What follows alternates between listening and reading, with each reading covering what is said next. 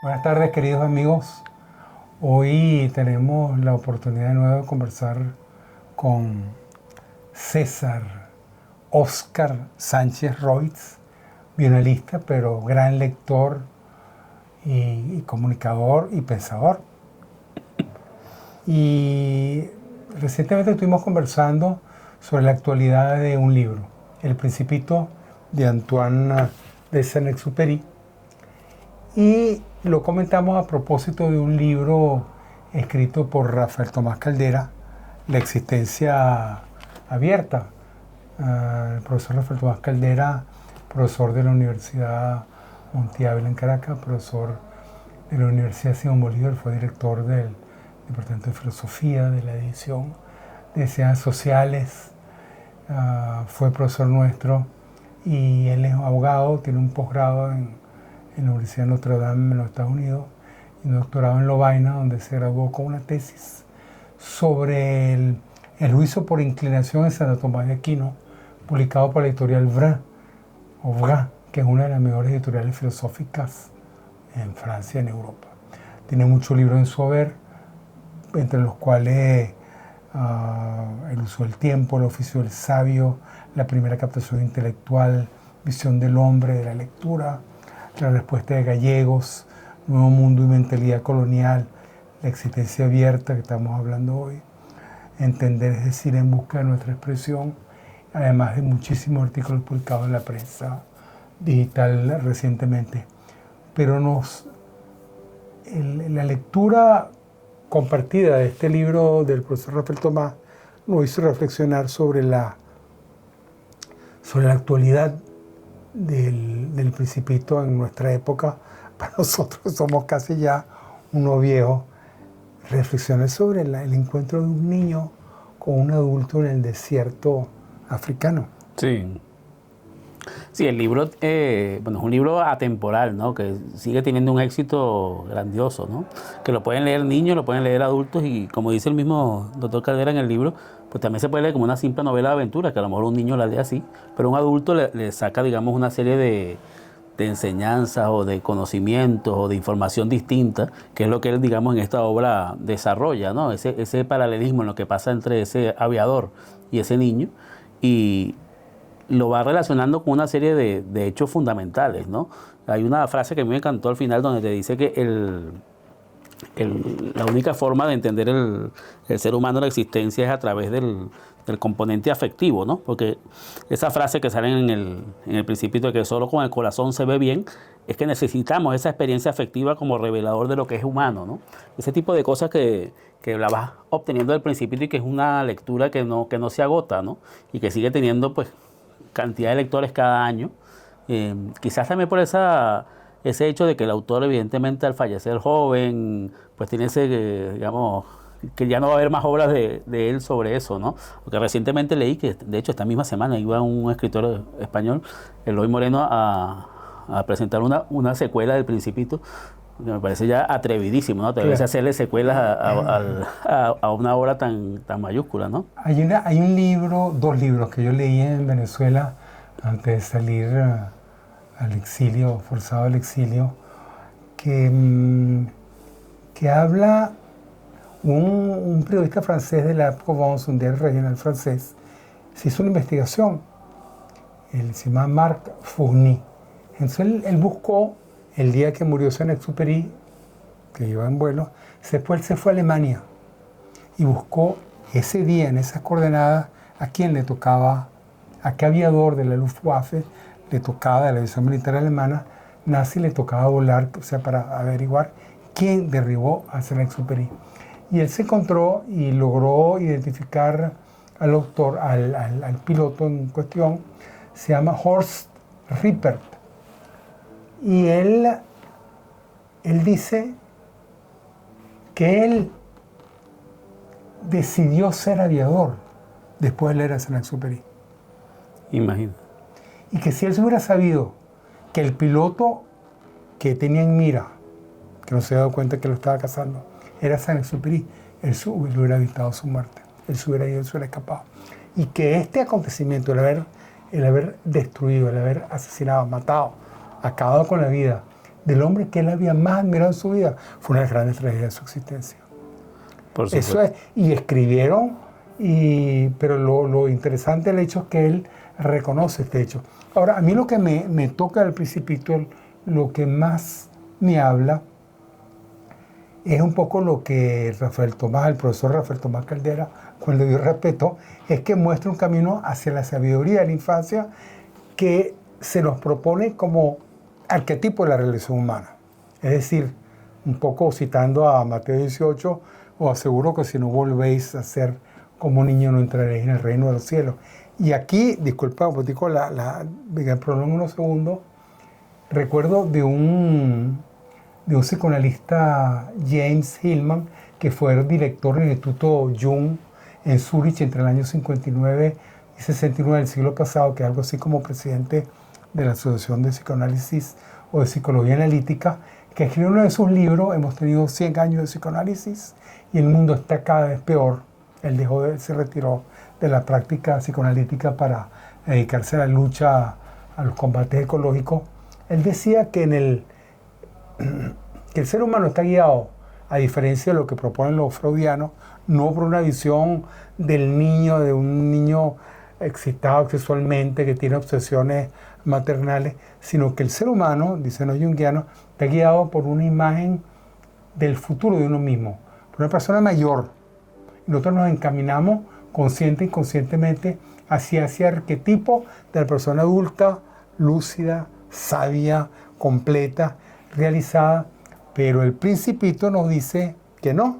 Está más de acuerdo con el Evangelio de San Mateo, que el arquetipo de la relación humana es la niñez. Y no niños de 14, 15, 16 años, sino niños de 3, de 5 años de edad.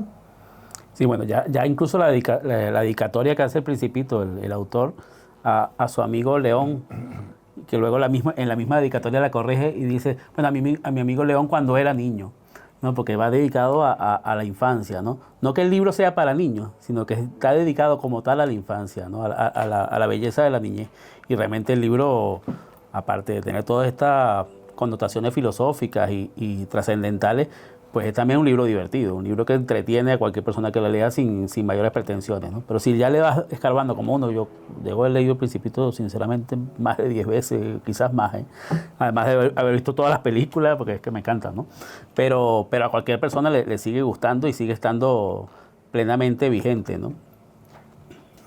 Claro, yo creo que lo que se nos propone nosotros en El Principito es que no seamos unos niños, unos chavales de 10, 11, 12 años, preadolescente, altanero, cuando ya se nos mete por dentro la malicia en el cuerpo y somos capaces de decir mentiras a los padres, sin el niño de 3, 4, 5 años abandonado por completo a la confianza. Son seres que no tienen miedo. Y una de las experiencias, un poco relacionando esto con Venezuela, una de los momentos que yo supe que había dejado estar en Venezuela, de vivir en el peligro que significa tener una existencia cotidiana en Venezuela, es que una vez en una misa a las 10 de la mañana un domingo, y en la parte de atrás había un patio afuera, y había media docena de niños de 4, 5, 6, 7 años jugando, pegando gritos, sin peligro alguno. Y la mamá estaba en misa. Y dejó a los niños en el patio jugando con la plena seguridad que no les iba a pasar nada. Y que esos niños jugaban sin miedo y eran capaces de divertirse y de reírse. O sea, ese sonido de la risa de un niño de 5 años es con la inocencia de un niño de 3, 5 años, antes que se manifieste un poco la huella del pecado original, podríamos decir, es el arquetipo nuestro, de manera filosófica, psicológica y sociológica mucho más importante de lo que podemos darnos cuenta con una primera lectura. Sí, uno quiere mantener siempre esa actitud, digamos, receptiva a la niñez, ¿no? Cuando ese dibujo que te entregue un nuevo Principito y que tú no digas que eso es un sombrero y que te des cuenta que es una serpiente que se tragó un elefante, ¿no? El aviador sí se da cuenta. El aviador se da cuenta, claro. Cuando se le muestra, se da cuenta que el niño sí percibe lo que él intentó hacer. Sí, entonces nosotros tenemos que intentar de no andar viendo sombreros, sino ver realmente la realidad que esos niños quieren plasmar, ¿no? Y de verdad que sigue siendo pues una obra que encanta, ¿no? ¿Qué otra cosa te llamó la atención? Evidentemente la trascendencia el accidente que él tuvo, que tiene en el año 35 cuando cae en un avión en el desierto, pues le marca, ¿no? Le marca definitivamente esos días que él estuvo en el desierto deshidratado con su compañero, que le hacen escribir luego este libro. Y con todas esas cosas, pues es como realmente cómo sacarle una experiencia positiva a algo que de sí es negativo, como un accidente de aviación caer en el desierto, ¿no?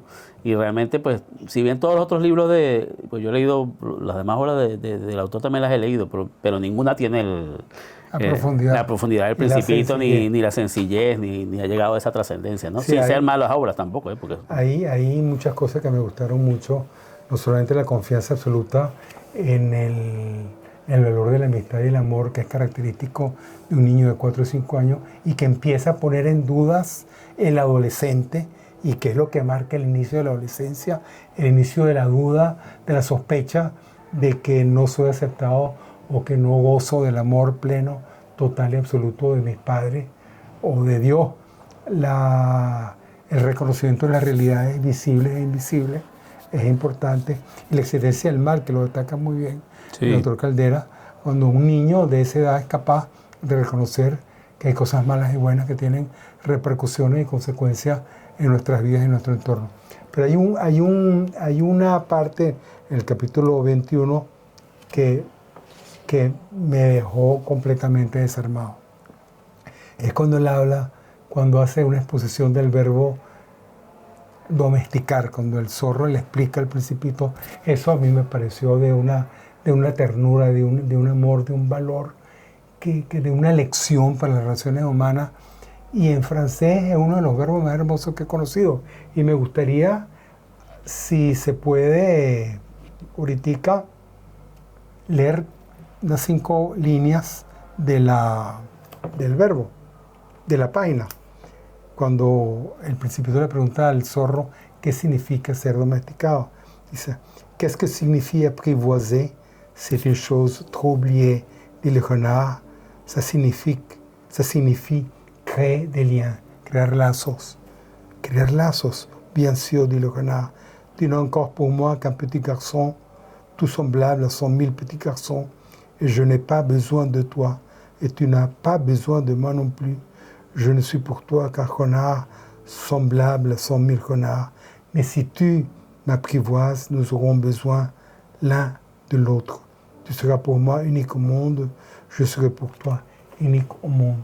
El concepto de domesticar, por medio del cual dos seres humanos se acostumbran, se aceptan, se adaptan y aprenden a necesitarse el uno al otro, es una experiencia de creación de comunidad, de creación social, de visión de lo que podemos ser nosotros como seres humanos y con todos los seres vivos del planeta.